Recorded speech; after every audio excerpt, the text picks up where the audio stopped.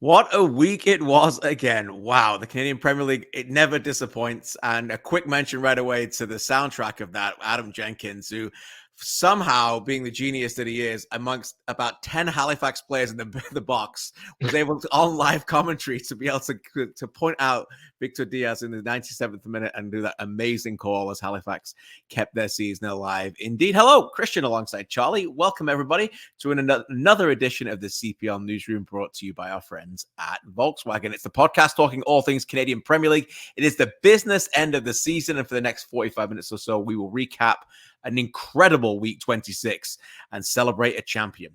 2 weeks to go in the run-in, and we're going to get to all that as well. The scores from week 25, Halifax 1, Vancouver 1.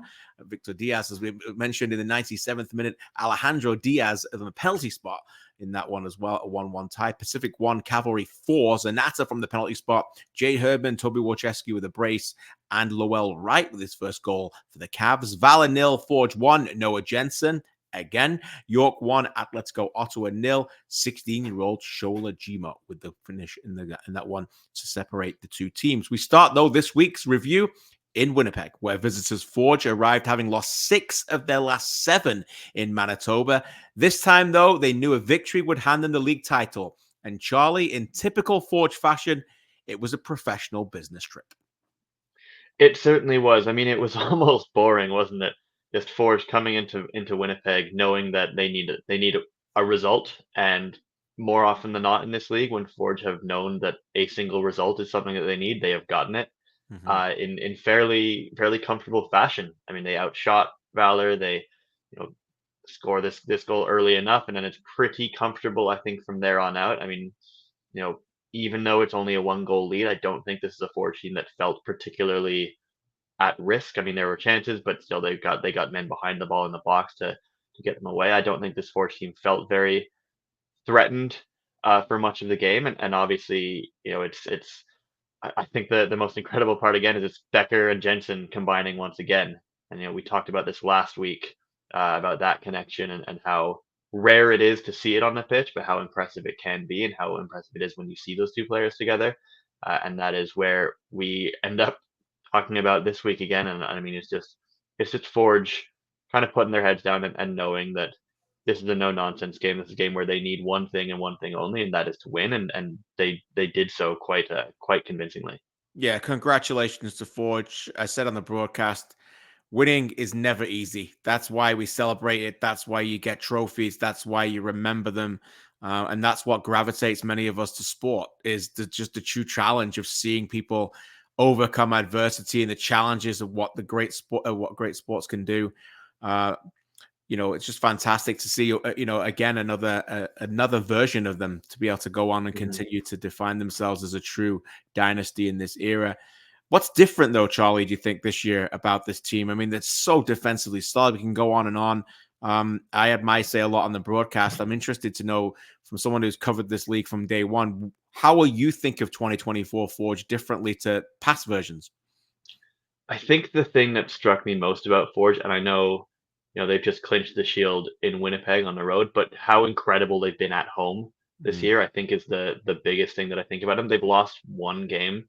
There's only one team in the Canadian Premier League that's taken points off them at home, and that's Vancouver FC, who did it twice. So good for them. But this is a Forge team who was actually quite poor at times at home last year. Really struggled at times. They had some very disappointing results, like goals. Fell behind a lot. Had to claw back draws late. This year they have been almost unbeatable at home. Very difficult to score at Tim Hortons Field. They've conceded 10 goals in 13 games at home, and I think quite a few of those were to Vancouver as well. Mm. A lot of clean sheets, but it's a Forge team that we speak about them so much and how well-oiled a machine they are, how organically their players move around the pitch and understand each other, and it just takes on another level this year. It's a year where it is a lot of the same contributors that we see year in and year out. It's the Beckers, the Borges, the Chouanières, even Benny Badibanga having a full year under his belt after coming in late last year. It's just players continuing to buy into to what they've been buying in, many of them for many years now, and it's just a Forge team that I think kind of came into the season knowing that, well, the CPL Shield is not a trophy that they've lifted before. And I think it was probably maybe more of a stated goal than it ever had been for this club this year. They've done the playoff thing so many times. They're going to try and do it again, obviously, Yeah. but they've done that. They've shown that they can do that. Then, um, they I think were quite keen on the regular season as a path to the CONCACAF Champions Cup, and I think especially in the last few months of the season, and especially after they were knocked out of the Canadian Championship, they dialed in pretty significantly here. I think they've won 8 of their last 10 games. Mm. So this is a team that has just genuinely flipped a switch and become almost impossible to stop at this point. Yeah, you mentioned it. 5 of those goals are conceded at home to Vancouver. Their 2-1 loss, the 3-3 draw. The last 7 home games, they've conceded 2 goals. Yeah. 1 from a penalty and 1 from a missed penalty rebound shot. That's it.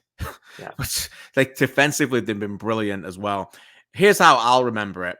This is the best Forge team ever. Yeah. In my opinion.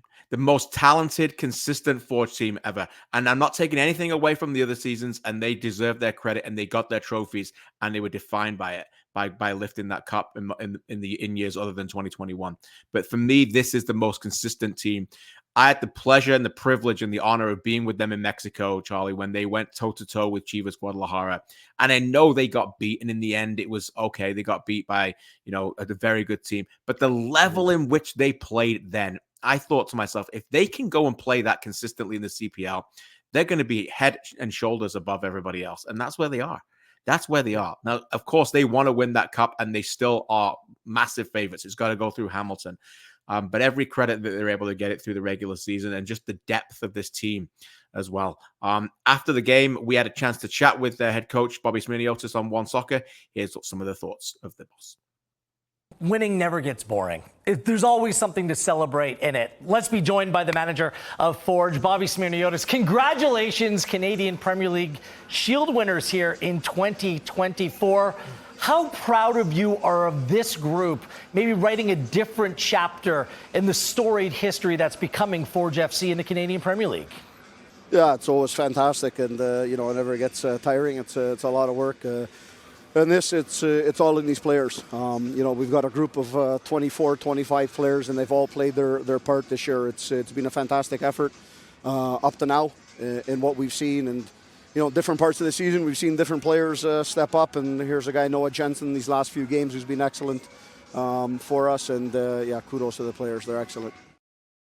Yeah, almost every player has played a massive role in this team, which comes to the next question, Charlie. I thought we have a little bit of fun for a couple of minutes. It's the end of the season coming towards awards. Like, if we were to create our best 11s individually, like, how many Forge players are getting in it?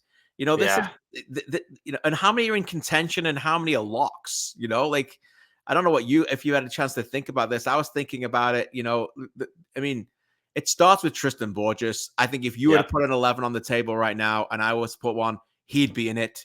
Maybe it carries on to Alexander Ashnodi Jonsson.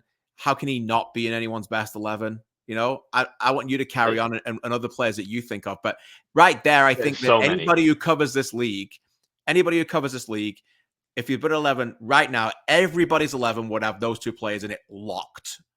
Yes, I agree. And I think for me, as I kind of think through the Forge squad, Alessandro Pajabrapor is a lock for me in there. I agree.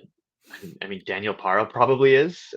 It's Antonio might have something to say, right? But yeah, exactly. It kind of maybe depends what kind of football you want your best 11 team to play. Yeah. But are we only allowed to count current Forge players? Because Kwesi Poku's been the best striker in the CPL this year. Right. Shout out him getting his Canada call up, by the way. And just, again, like it's hard not to want Kyle Becker in that squad. It is. Right? There are a lot of, and you could probably make arguments for several others. Shawani Ayers had a great year. Benny Banga has had some fantastic moments, and I think at that point you would get to a moment where you're like, okay, maybe we should spread the love around a little bit.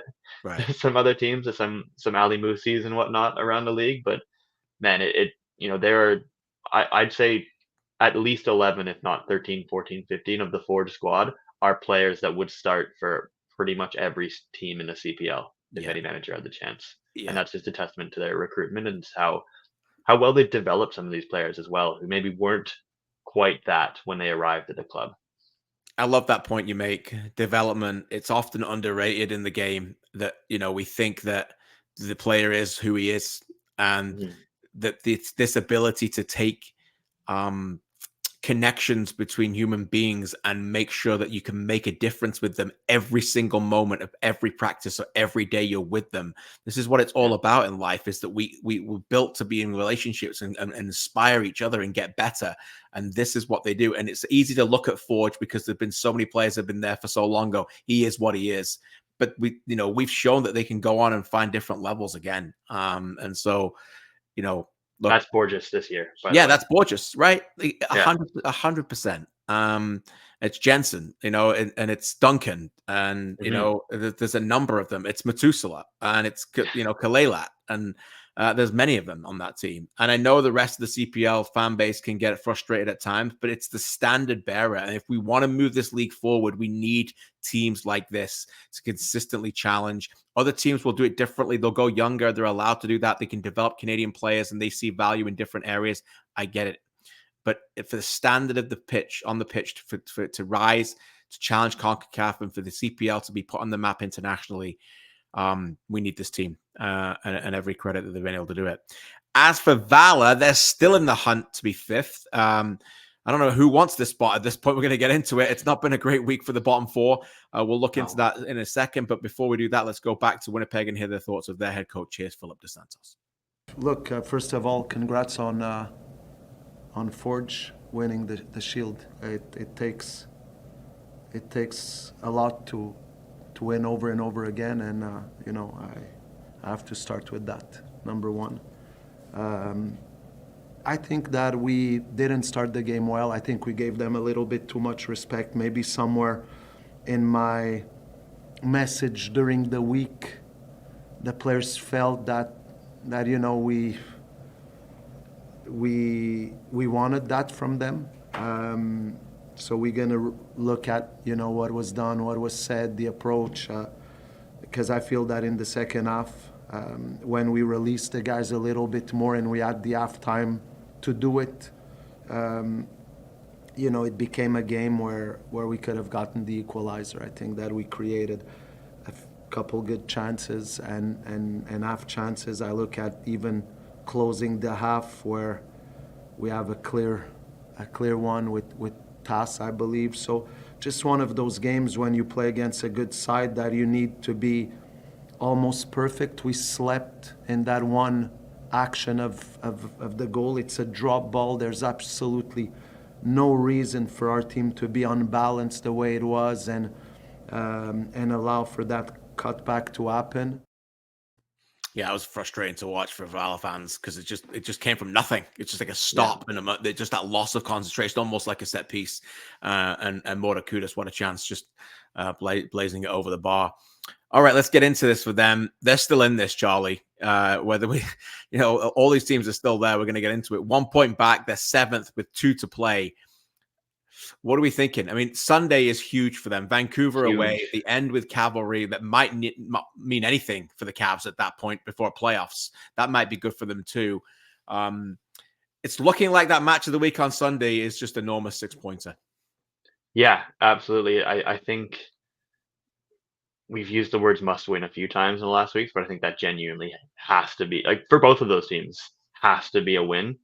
And if it's a draw, I think neither of those teams is probably going to make the playoffs at this point because it's just so tight. Obviously any of the bottom four are very much alive because there's a 2-point gap between 8th and 4th or 5th. But yeah, Valour, it is going to be difficult for them to go to Vancouver, and we've seen how difficult Vancouver were to play the last 2 times on the road. They might set up a little bit differently at home, though, because again, looking for that 3 points, maybe Valour have a chance to maybe knock that the other way and be the one that's harder to beat, as they have shown that they can do very well a lot of times this year. So, very, very far from done for Valour, but you genuinely do need to see a little bit more and earlier in the game on Sunday against Vancouver. I think that they did have their moments against Forge here. I was a little surprised with some of the changes that they made actually coming in. Juan Pablo Sanchez, obviously been injured most of the year, comes in to start for this game in a very, very big spot. he only lasts a little bit under an hour, but maybe a bit of a surprising change for me, and even Kwame coming in on the wing instead of someone else. I was a little surprised, but I mean, maybe it's a choice that a potential gamble from Phil DeSantos against the Forge team that probably had a general idea how they were going to line up because it's been very consistent most of the year. Maybe one that just didn't pay off for them in this game. Yeah, Kwame was excellent again, very direct. He's starting, he deserves that role for sure. But yeah, big pressure on them, and a lot of these teams, it's the race to 2 goals. You get 2 goals in the game, if they can score 2 next week, one of those teams I think will certainly win. Another side battling for the 5th and final playoff spot are the Halifax Wanderers. They kicked off week 26 in front of another raucous crowd on Saturday afternoon as they welcomed Vancouver FC. Charlie, this was just a crazy game of football that probably had it all. This was a really, really weird game, I think. There were lots of surprises in both starting 11s. No Lorenzo Caligari for Halifax, which was a surprise to everybody, but apparently he'd picked up a knock in training. Vancouver comes in with Alan Enu playing left back, and a few of last week's bench players, Gavi Bitar, Mickey Kentab coming back into the lineup, and I guess most notably Elaj Ba playing right wing in this game. I'm not sure what necessarily the intention was for him or what his instructions were. I can't imagine that he necessarily followed them to a T because he was running around, just running into players. 6 fouls in the first half hour, sent off for the last 2 of them, within I think the 29th and 31st minute. And then after that, I actually think in the end of the first half with 10 men, Vancouver didn't look like they were under that much pressure. They kind of went looking for the ball a little bit more. They had some of their chances, but the second half, Halifax, I mean, obviously Vancouver took the lead on the penalty. And from there, it is all Halifax playing for their lives. They're down a man, down a goal at home, absolutely needed a result here. And they set a CPL record for attempts in a regular season game with 26. But speaking of CPL records, Callum Irving saves 11 of them. Yeah, which I think is tied for the most with Jonathan Sirwa in a game back in 2021. But the last one of those 26 goes in the net, and all of a sudden it's an incredibly different story. It's a Halifax team who are celebrating very, very raucously, and it's a great moment for the fans in the stadium. You still do maybe an hour after the game look at it and be like, we probably needed a win in that one at home up a man.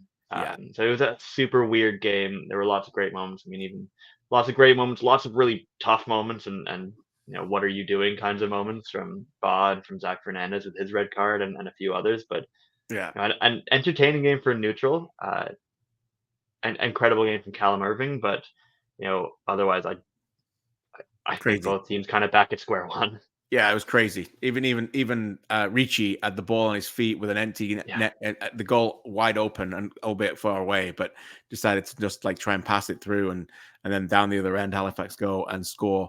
To put it into perspective, one team went down to 10 men early, had a record-breaking goalkeeper performance from Callum Irving, as Charlie mentioned, and they were crushed to draw the game. The other one had the most attacking efforts in the game, and we almost didn't get anything.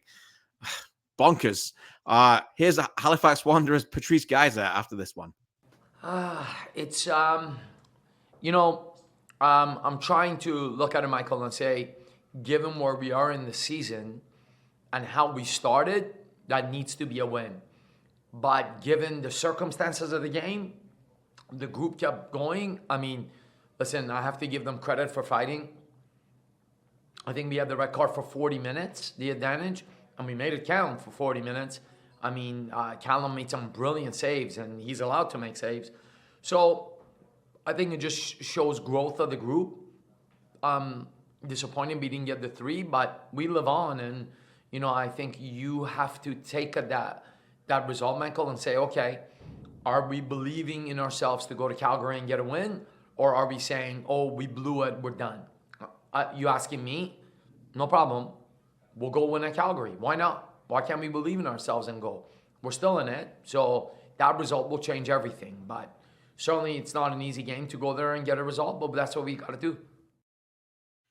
Yeah, boy, oh boy, they've got a lot stacked against them all of a sudden. It's the hardest place to play, in history in the Canadian Premier League. It's got to Spruce Meadows, Atco Field.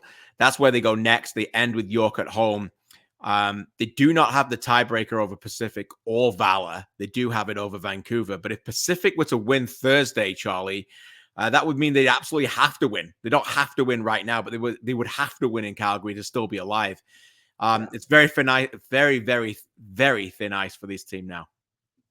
Yeah, it absolutely is. And you look at the balance of their season, and I think a lot of people in that room might be annoyed at themselves for being in that position, where they don't control their own fate, because they've had opportunities where they've been close and haven't gotten over the line, haven't won a game where it might have put them at least into sixth or even into fifth at times. But it's a team that, very, very thin margins, and you just need them to go into Calgary with, I mean, for one thing, discipline.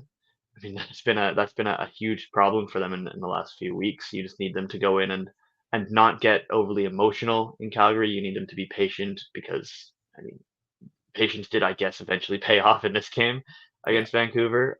But you also need them to be much more clinical, because Cavalry are definitely not going to give you 26 shots at Atco Field.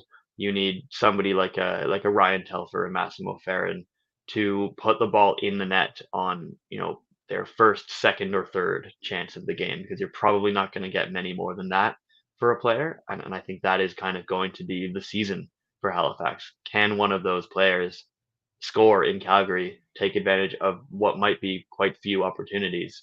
And if not, then there's an unfortunate possibility that home game against York doesn't mean much for them. Yeah, no, it's true. Let's talk Vancouver. They end with the last couple of weeks draws in Calgary and Halifax to give them a real chance. They go to home, as we mentioned, the aforementioned 6-pointer against Valour on Sunday before traveling to the nation's capital to play Atlético on the last day. Here are the thoughts of their head coach, Ashwin Goppi, after this one. I think the same as you. I think, to be honest, I'm proud of every player and the staff, because of the commitment, the fight, the unity. As you said it best, 97 minutes they had to dig in deep, show the spirit that we were looking for. And I believe that playing in Halifax with a man down that long is not easy.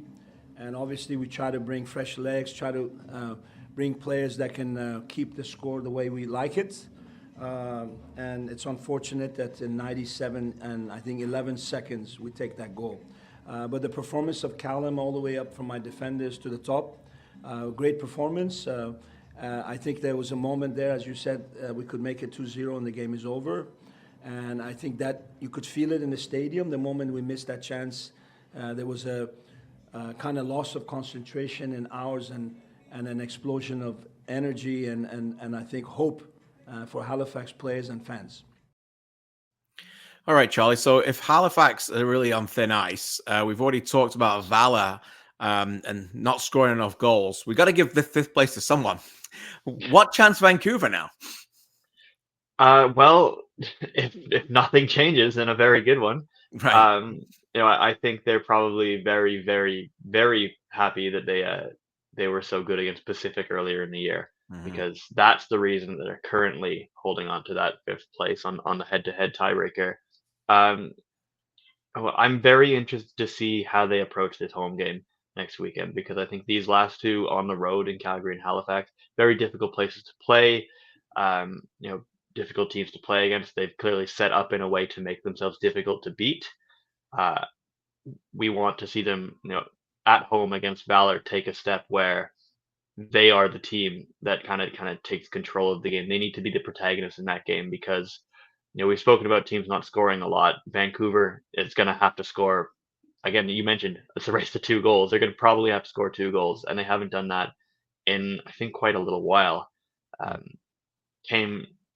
Afshin and yourself mentioned, came close to doing it in Halifax. If Austin Ricci had maybe made a quicker decision rather than hesitating on that counterattack. But yeah, it's a Vancouver team that has a few players in and out of the lineup right now. Obviously, Paris G was, I think, the player who must have gotten injured in training before this week that Afshin mysteriously mentioned in his press conference, because he's absent. But again, maybe a good sign that Alejandro Diaz gets on the score sheet this week from the penalty spot, but you do need something from open play for this Vancouver team, because I don't think you can necessarily sit back and invite pressure when you're playing at home against Valour when you probably do need to win. Yeah. Yeah. No, it's going to be a challenge for them, no doubt. But they've got Callum Irvin, and when you've got Callum Irvin, there's always a chance. After truly one of the greatest individual performances in a CPL game, let's go back to the Wanderers grounds and hear from the keeper. Yeah, I mean, it can at times. Obviously, goalkeeping is one of those jobs where you got to stay focused sometimes without having much to do. So you find ways to stay locked in. But on a day like today, there's no real time to breathe. So for me, obviously, I knew it was going to be tough coming here. They have a great crowd who gives them a ton of energy. And so, you know, I came in prepared to try and play my role for the team and help in any way I could. And then unfortunately, I had to make a lot of saves. I don't think anybody on our team likes it when we're giving up that many shots. But ultimately, when you're a man down, it is what it is. So, yeah. Excellent performance by Callum. The late game on Saturday came on Vancouver Island when the 5th place Pacific returned home, looking to solidify their case for the playoffs against Cavalry. But one of the earliest red cards in league history was branded in the 3rd minute to goalkeeper Emil Gazdov. And Charlie, it completely changed the game. Yeah. If you're a Pacific fan, you are probably quite upset with the way this game started. Just a moment of inexperience from Emil Gazdov. His mind just kind of maybe goes blank, and he handles that ball outside the box. Obviously, it's a red card, and then Cavalry just, I guess, smelled blood in the water. You know, this looked more like the Cavalry that we were used to. It didn't look as much like the Cavalry last week against Vancouver, who kind of forcing things at times, had to try some out of the box things, had to try and score some worldies just to get anything into the box. This was a little bit more like it. We're seeing Toby Warszewski scoring goals, seeing Ali Musi and Sergio Camargo assisting. I think that first goal kind of gives them a little bit of confidence, and then this is a Cavalry team, as we know that when they have that confidence in front of goal, they are incredibly dangerous. And I think that is what we saw in real time, especially in the second half of this game, was you know, Warszewski scores that second goal, they take the lead again, and from there they just feel like, all right, we are taking this game, we're going home, because it, you know, really they played Pacific off the park for the second half. Yeah, more on the Cavs shortly. They're fun to watch when they're purring as an attacking unit, no doubt. Yeah. Pacific felt hard done by that Gazdov decision, not by the fact that he handballed it. Clearly, they feel like it was offside in the build-up. Not quite sure whether they'll be able to figure that one out before Thursday, and whether they were able to get that back. But after a 4-game unbeaten run in September, it's now quickly became a 4-game winless run at the wrong time of the season. Head coach James Merriman kept his thoughts brief after this one. It is what it is. This has been the situation we've been in for the last month. So the group can reflect, we can reflect on certain situations or moments, but at the end of the day, we need to turn the page and focus on York. Okay, so let's focus on York, Charlie. We keep asking what chances are these teams. They're 6th in the table. They lose their tiebreaker with Vancouver, as you mentioned. They have it over Halifax. They're tied with Valour, so it would go to goal difference, which they're ahead of right now in the table. They've got to win the game, simply, no? York away Thursday, finish with Forge at home, win that game on Thursday night. It's got to be the thing to keep this team alive. Yeah, absolutely. I mean, it's going to be potentially more difficult if they are without Gazdov and Kevin Cesare, who we should mention was also sent off in this game a little bit later. But absolutely, that has to be the expectation from Pacific. They're a team that has done reasonably well against York at times. It's just Thursday night. I know it's a difficult travel. It's a far trip, but you absolutely have to. You need players again, like you need Moses Dyer to produce another one of those moments, or you need something like that. You need again to beat them. Because the runway is very, very thin, and your schedule is quite difficult for these last 2 games. Definitely. Cavalry are excellent, though, as I mentioned. Toby Warszewski got his rewards for some good play recently with his first goal for 2.5 months. A 9-game stretch without a goal came to an end there. And just like London buses, he didn't have to wait long for a second one, as he had to wait just 14 minutes after scoring the first one in the game. He ended with a brace. Jay Herdman with a goal and assist was very good as well. But clearly, the manager deserves a lot of credit here for some key changes at halftime. Here's Tommy Wheeldon Jr. after this one. Listen, I thought it was one of them that, because of the early sending off, I think there was an expectation that this is going to be, an easy one for us because we've got 87 minutes to score goals, and it didn't. And I thought we played a bit too emotional, a bit too rushed. There wasn't a calmness. So instead of going in and waving the stick, we actually dangled the carrot and we said, look, these are the 3 changes. Here's why. We felt that we didn't need 2 midfielders in there. We felt Charlie could deal with the physicality and the directness of them. They're a big side. And then we felt if we put on an extra attacker, it would free up Toby. And obviously the changes worked. You bring Fraser Ed in. Harmsy's been doing well, but Fraser Ed's one of the best attacking full-backs in the league. So those 3 I thought made a big change, and then it did free up Toby to get in position to score. It did free up Lowell Wright to score as well. So I think it was excellent. Brave, no doubt about it. Yeah. I want to go through this. He took off Shamit Shome and Diego Gutierrez at halftime.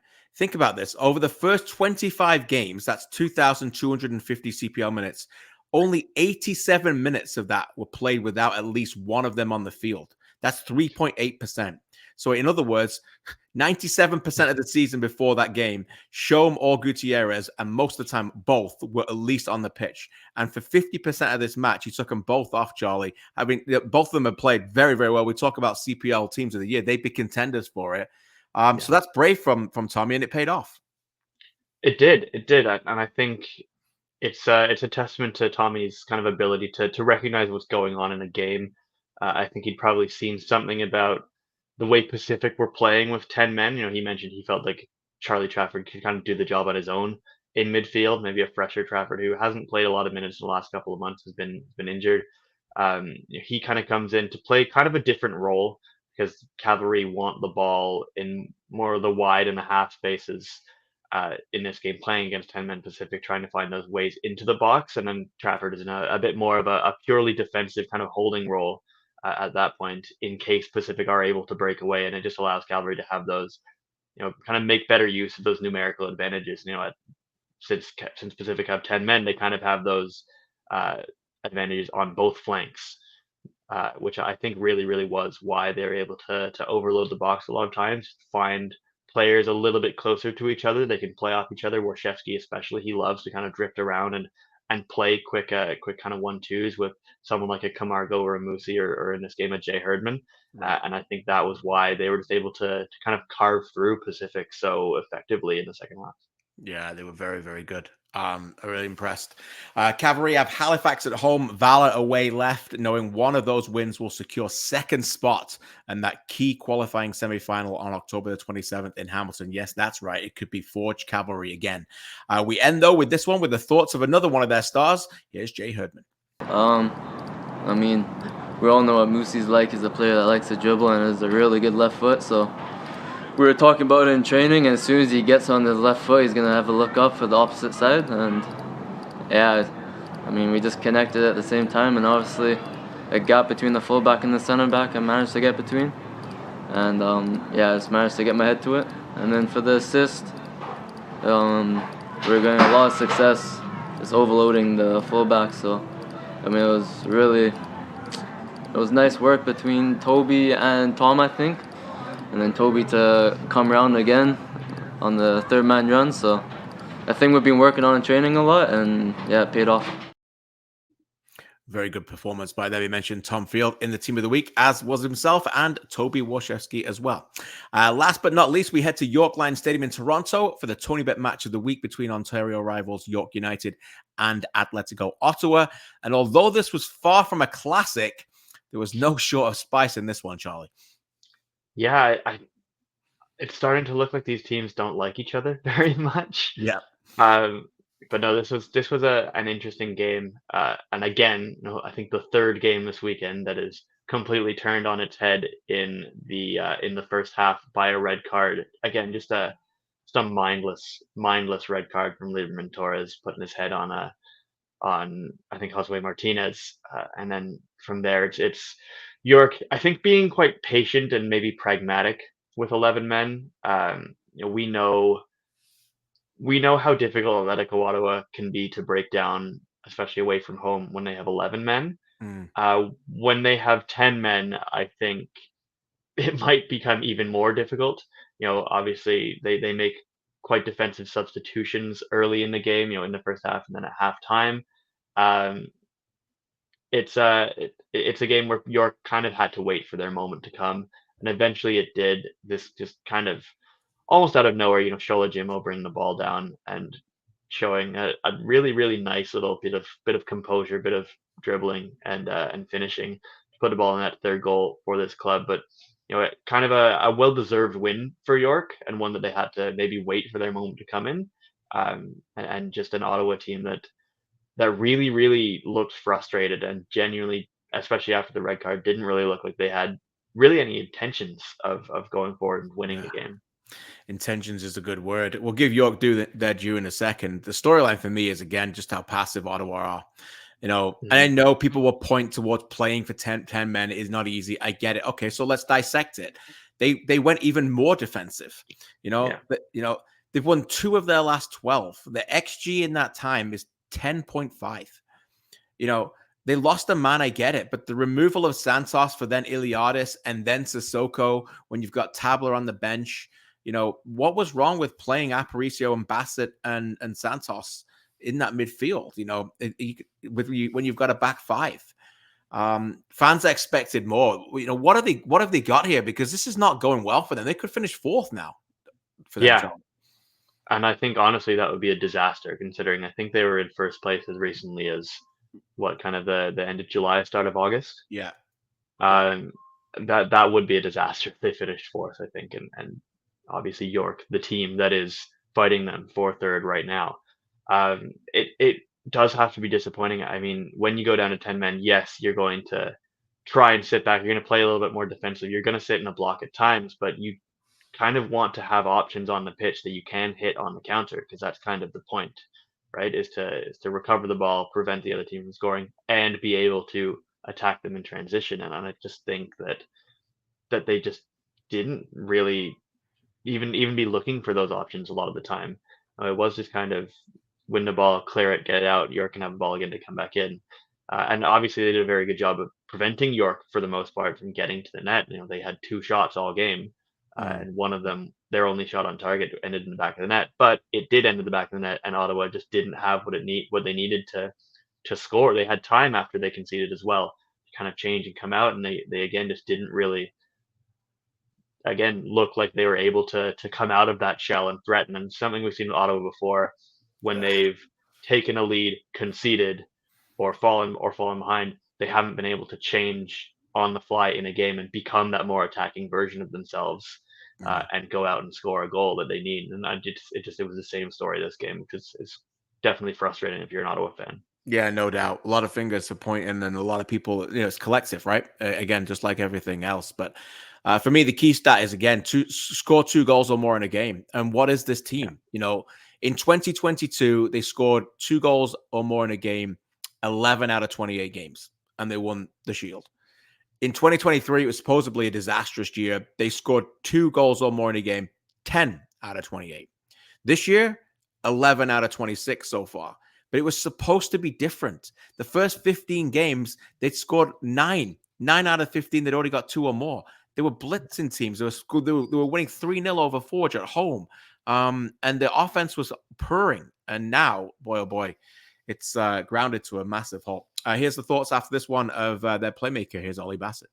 Yeah, I think obviously we've got 2 games left, but I think from our point of view, it's a little bit frustrating because we built up quite a large gap at the top of the league, from the first half of the season, and to kind of see that, drift away, and then, obviously Forge ended up, taking first. I think we're obviously disappointed because, we wanted to push them as far as we could and, really take it to the last game of the season. But yeah, I think for us now, obviously the difference in this league between finishing 2nd and 3rd is huge in terms of the run to the final and the playoffs. So yeah, 2 games left. All we can do is try to win both of them, and then hopefully the results go our way and we finish as high as possible. Those 2 games left. Forge away on Saturday, where they'll see a shield lifted by the other team, and Vancouver at home. And suddenly, depending on what happens on Thursday, if Pacific do not beat York have a chance to overlap Atleti before that game even starts on Saturday, and Ottawa could be 4th before they kick a ball in Hamilton. These teams, though, Charlie, they don't really like each other. You alluded to it earlier. York clearly has their number. A really interesting choice of words between both coaches after this one. Before we get your thoughts on it, let's have a listen. Not at all. No, not at all. Not at all. I think that York is probably the weakest team on the playoffs. Probably they are the weakest team. They don't have so many tools, and the way and the proposal of their football make them be a team that in normal circumstances we have to win them. I'm an elegant, professional, mature. I have 250 games in First Division all over the world.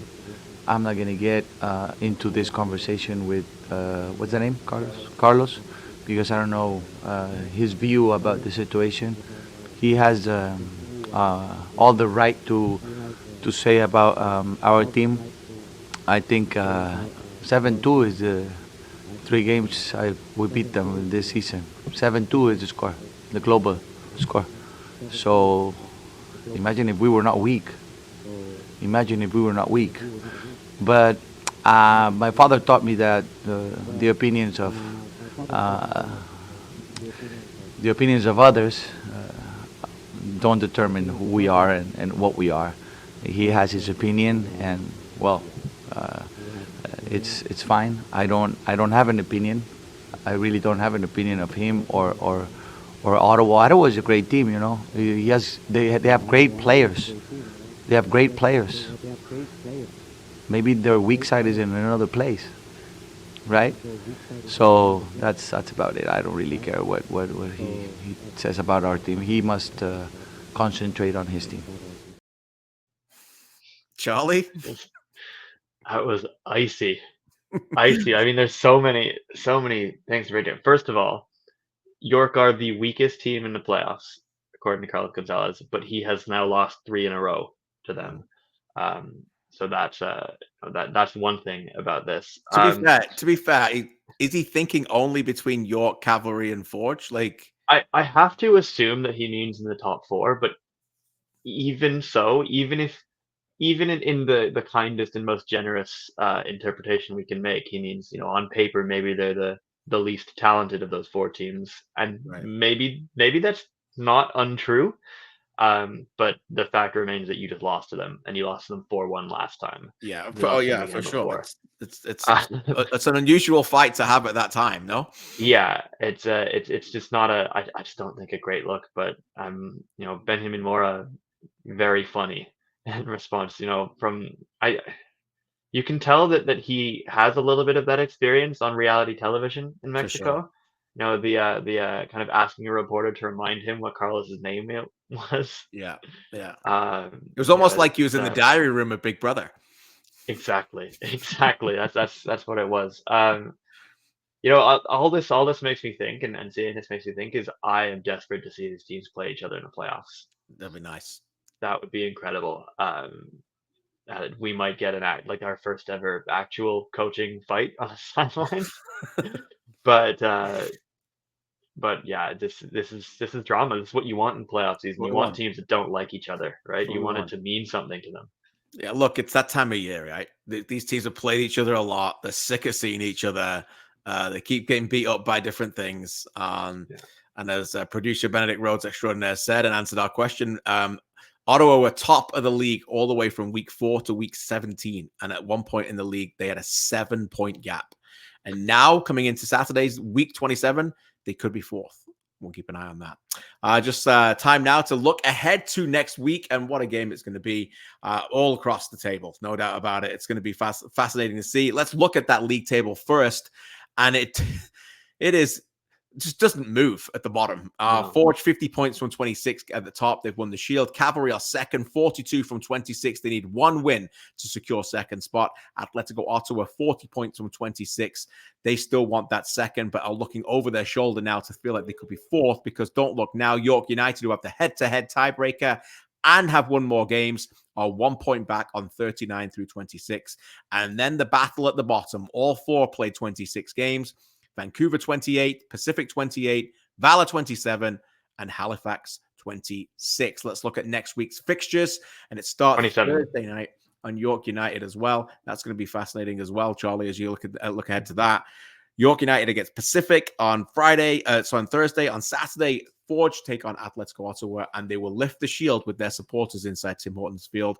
A big one in Calgary as the Cavs welcome Halifax. And then on Sunday, the aforementioned Tony Bet match of the week, a 6-pointer. Valour against travel to Vancouver in that one as well. Wow. Whew. Just a little time left now for producer Benedict Rhodes to join us. Benny, great to see you as usual. Time for some stoppage time before we leave this one. Yeah, you guys have been obviously talking a lot about Forge today and how they won the CPL Shield. So the question now turns, I guess, to can they do the double and be the first team to win both in the same season? They're already the first to win both trophies on their own. But which team do you think maybe poses the biggest threat at stopping Forge from winning the double? Charlie? I mean, the obvious answer is probably still Cavalry, even though it does feel like they struggle against Forge in the playoffs. They certainly did at times last year. I mean, they took an extra time, but still, I know we've just spoken quite harshly about Atlético Ottawa, but they, I think, of the other three top four have been the best against Forge this year. They've beaten them twice. So I do think that if they are a team that can kind of come together and figure themselves out and certainly finish in that top three or even second, I do think that it would not be a pushover against Forge. So maybe that's my answer, just based on which team I feel like has, I can see beating Forge, because Cavalry are very good at the moment, but have had so much trouble against Forge in the playoffs. Yeah, and on that trouble, I think it is Cavalry, but are they going to beat them twice? Right.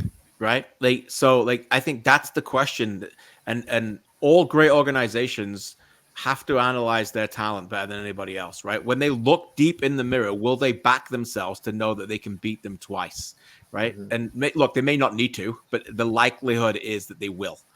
So it becomes a mindset and a game. Like if you're Cavalry and you're second and you want to really host that final, you're probably going to give everything in that qualifying semifinal. But what if you don't want to show everything? And what if you go to Hamilton and you go, okay, would you rather win the qualifying semifinal than the final? Of course you wouldn't. So it becomes a mind game about how you manage things as well. And I think that's something that Tommy Wheeldon Jr. and his staff have been very organized and will have to think about, because right now they've got to figure out how to do something they've yet to do.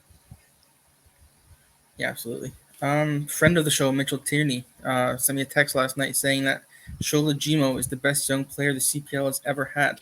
Don't want to put too much pressure on the young kid. Obviously 16 years old and a few huge goals for York this season. But is it a hot take from Mr. Tierney, or is that something you maybe agree with? Well, I've heard that Mr. Tierney knows now what it's like to have kids. So let's talk about the kids. He will be welcoming back from paternal leave soon as well. So we've missed him. Listen, I think I would say that Mitchell knows a lot about the game in this country, Charlie. It's hard to argue, no? This kid is 16. He's in grade 11. Yeah. We had a feature on him on the OneSoccer pregame show. He's a bright kid. He's fun. But I love how much his teammates love him, too. So look, he looks really special talent. We had TJ Tahid. We've had a number of them. This is what the CPL is all about, Charlie. But it's hard to argue with Mitchell's case. Yeah, it is. It is. We've had so many great young players come through this league. But I think if you look at Shola Jimo and his skill set and what specifically is making him effective at the age of 16, I mean, he's tiny. He's playing against, he's playing this game against an Atlético Ottawa team whose defenders are not small. They've got Amir Didic in the middle, and Shola Jimo is being effective. And I think that's, when you see a young player that does very well, it's always a little bit more impressive when they're doing so with vision and talent on the ball, and it's not just kind of they hit a growth spurt early and they're the best player at U16s. The tallest kid at the U16 game gets put up top and he scores all the goals. This is not the case here. Whenever we ask Benjamin Mora about Shola, he kind of tempers expectations. Like, he's very young, he's very raw, he has a lot of things to work on. But you can kind of see behind that message how proud he is of that player and how much they do love him. So definitely definitely a player who's very, very exciting to have in the Canadian Premier League, and hopefully. I mean, I guess I don't want to say hopefully for much longer, because hopefully for a little bit longer we get to enjoy him, and then hopefully he does eventually get that move to a much higher level, because I do feel that he can get there again. He's got so much runway at just 16. Yeah, what do you think, Benny? Yeah, I think I agree. I think he's probably up there. But I also give a quick shout out to Grady McDonald over in Vancouver. I don't think he's going to be in this league for much longer either. And see someone that Jesse Marsh has spoken about as someone he wants to try and recruit for the Canadian program as opposed to the Ireland program. Sorry, Charlie. Ireland needs him more, man. I don't know. I look pretty good alongside, Stachio and Kone in that Canada midfield. But no, I think he's obviously a very talented player. He won't be in this league for much longer either, and he's definitely a contender for. He's only 16 as well, right? So yeah, he's obviously a very exciting young talent. There you go. Any more questions, Benny? Yeah, we'll end off with one more sort of broader Canadian soccer one. We have in Toronto this past weekend, Lionel Messi, of course, got his game in Toronto, and I was wondering who you guys think is the best player you've ever seen watch play live. Oh, has Chris to be Messi. Messi. Have way better answers than me. Has to be Messi for me, I think. Messi, I've seen live a few times. World Cups, 2006, obviously the last World Cup, Copa America. So probably Messi. Charlie?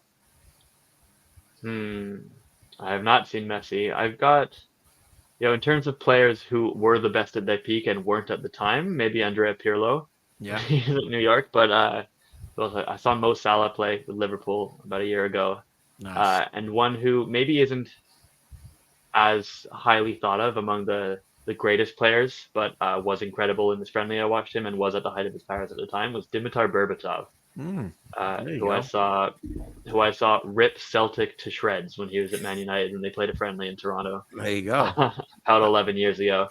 So I think that might be my most interesting of the answers. What about you, Benny? He wasn't as most effective when I saw him, but maybe Wayne Rooney when he was in Toronto with DC United. He's still pretty good at DC, but wasn't, the Manchester United Wayne Rooney, of course. But there you go. He was excellent. And maybe follow up, who have you not seen that you want to see? Sorry, Charlie, you going to say something? I forgot that I was actually going to do a bit at the start and say that the greatest player I've ever seen live is John Duran. Yes, that's right.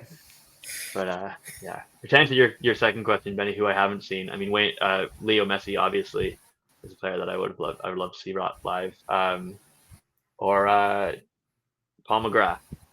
There you go. I did see Paul McGrath play. The one I would love to have seen play live that I never got a chance is the Brazilian Ronaldo. Mm-hmm. That's the player that I would love to have seen live play in his pomp, because one of the greatest players ever, no doubt about it, and what a finisher. What about you, Benny? One player, past or present, you'd love to see? Past, unfortunately, David Beckham. I mean, he's been one of my favorite players ever, and such an entertainer when he's at his very best, and would love to see him play live. There you go. I really thought you were going to say like Andre Arshavin or something like that. Oh yeah, he's the second answer on that list for sure. Well, there you go. It's greatness, no doubt. We love that. If anybody got any thoughts, let us know in the comments who you'd like to see live or who you have seen live as your greatest player ever. That's it for this week. We're back next week, but we end by celebrating another champion. That's right. Congratulations to Forge FC of Hamilton, your 2024 Canadian Premier League Shield winners. The biggest story for me is Forge have won the Shield. They've just been the most consistent and best team in the Canadian Premier League, and they've won it. Jensen wants the change, and Noah Jensen with a missile will open the scoring here. They know how to be champions. They know how to win. And this year, they're coming together now at the right time. It's Forge and everyone else. They were already a well-oiled machine. They already had champions within their squad. They already had names that they had since 2019. The Forge have only lost one time this season on their home turf. The belief in the stands is that they can absolutely be the club to hoist the Shield. Yeah, it'd be special. I mean, everyone says you can't do both, so you just got to keep going. This is what we play the game for, as players and coaches, an opportunity to lift trophies and be successful.